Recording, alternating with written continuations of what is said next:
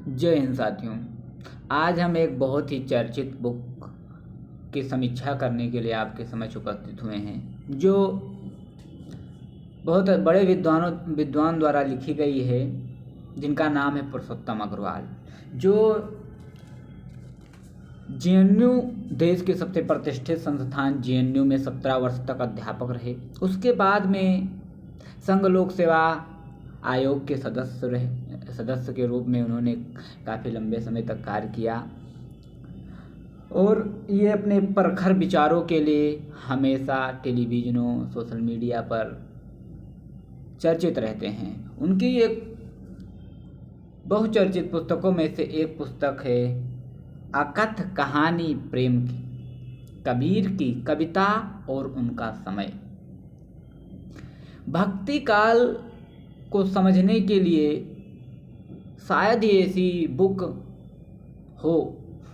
उपलब्ध हो जिसमें हम भक्ति काल की पूरी परिकल्पना को सविस्तार ढंग से समझ सकें। उसी का एक प्रतिरूप पुरुषोत्तम अग्रवाल जी ने इस बुक में संकलित किया है।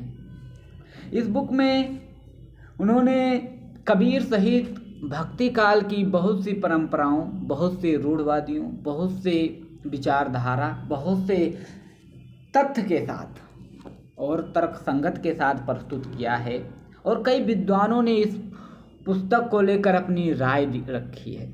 जैसे बात करें अगर कि नामवर सिंह क्या कहते हैं, तो सैकड़ों किताबें कबीर पर लिखी गई। नामवर सिंह कहते हैं कि सैकड़ों किताबें कबीर पर लिखी गई, लेकिन मुझसे कोई पूछे तो दो ही किताब मैं बताऊंगा, एक हजारी प्रसाद द्विवेदी की कबीर और दूसरा पुरुषोत्तम अग्रवाल की अकथ कहानी प्रेम की।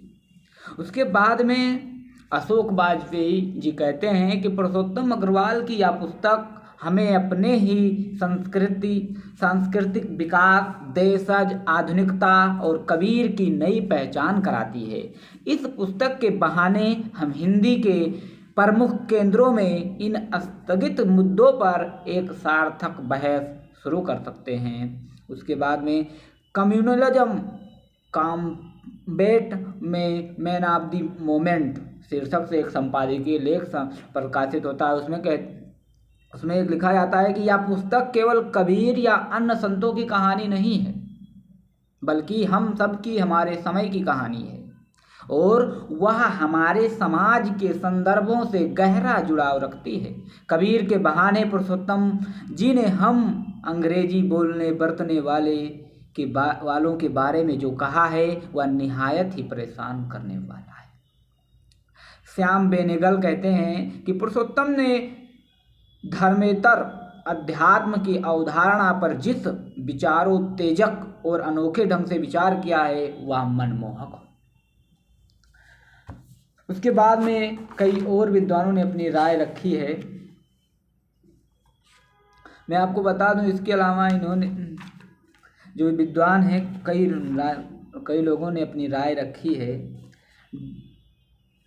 डेविस लॉरेन जो प्रोफेसर हैं कॉलेजियो द मेक्सिको की, वो कहते हैं कबीर की कविता और उनका समय कबीर के जीवन, इतिहास की उदंतियाँ और कविता के हर पहलू के बारे में कुछ ना कुछ नया जरूर बताती है।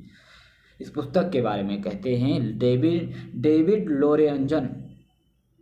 उसके बाद में वागीश शुक्ल।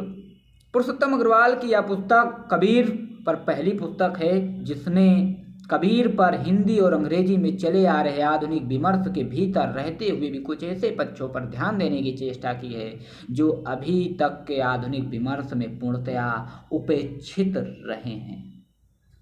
उसके बाद में हाइडेलबर्ग विश्वविद्यालय के भूतपूर्व प्रोफेसर रह चुके हैं मोनिका हास्टरमान, कहते हैं कि यह किताब भारत की पहली आधुनिकता को औपनिवेशिकता के दबाव से मुक्त करने की अनुष्ठान ही है। इस लिहाज से आधुनिक भारत की मानववादी परंपरा से पगी हुई यह पुस्तक बिल्कुल ठीक समय पर आई है, या कोरा संयोग नहीं कि इस परंपरा के पूर्ववर्ती स्वरों रविंद्रनाथ ठाकुर और हजारी प्रसाद द्विवेदी ने भी कबीर से संवाद किया है। बहुस्तरीय विद्वता से संपन्न यह पुस्तक भारत की प्रथम आधुनिकता में मजबूती से पांव जमाए तो खड़ी ही है। समकालीन सरोकारों का सामना भी बहुत तार्किक और प्रभाव ढंग से करती है। सघन लगाव के साथ लिखी गई या विचारोत्तेजक और कहीं कहीं खासी विवादमूलक पुस्तक पाठक को लगातार बांधे रखती है।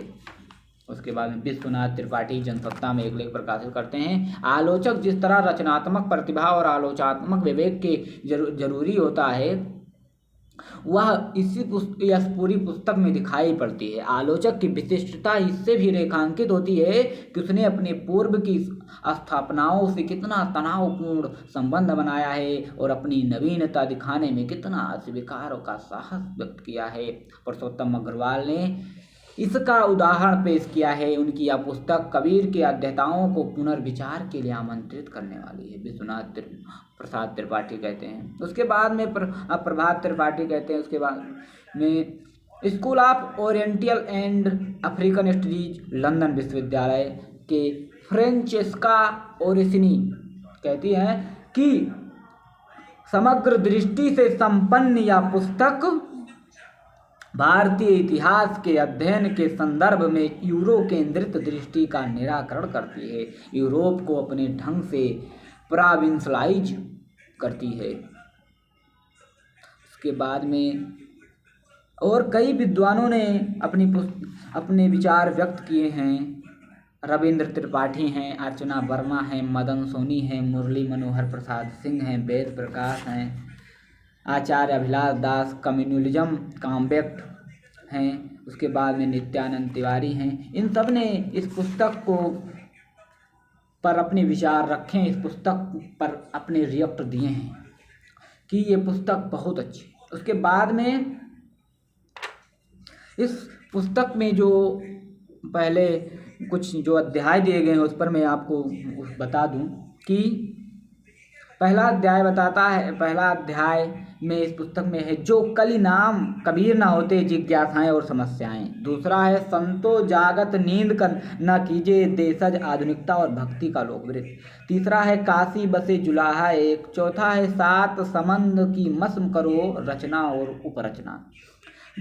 पांचवा है द्वितीय सेतु जगत रण कियो रामानंद और कबीर। फिर उसके बाद में है छठवें में हद बेहद देव बत्तजे कबीर की साधना। फिर है भगति नारदी मगन शरीरा भक्ति के भागीदारी। आठवां है बालम आओ हमारे गहरे कबीर का नारी रूप। उसके बाद में काम मिलावे राम को शाश्वत स्त्रीत्व और कबीर की प्रेम धारणा। 10वां है मुख कस्तूरी मई कबीर की कविताई। उसके बाद में ये पूरी जो पुस्तक है लगभग 455 या 56 पृष्ठों की ये बहुत ही चर्चित पुस्तक है। इसलिए हम आपसे विनम्र निवेदन करते हैं कि इस पुस्तक को ज़रूर से ज़रूर पढ़ें ताकि कबीर को लेकर जो अवधारणाएं हैं, जो किंवदंतियां हैं, आप उससे निपट सकें। बहुत बहुत धन्यवाद।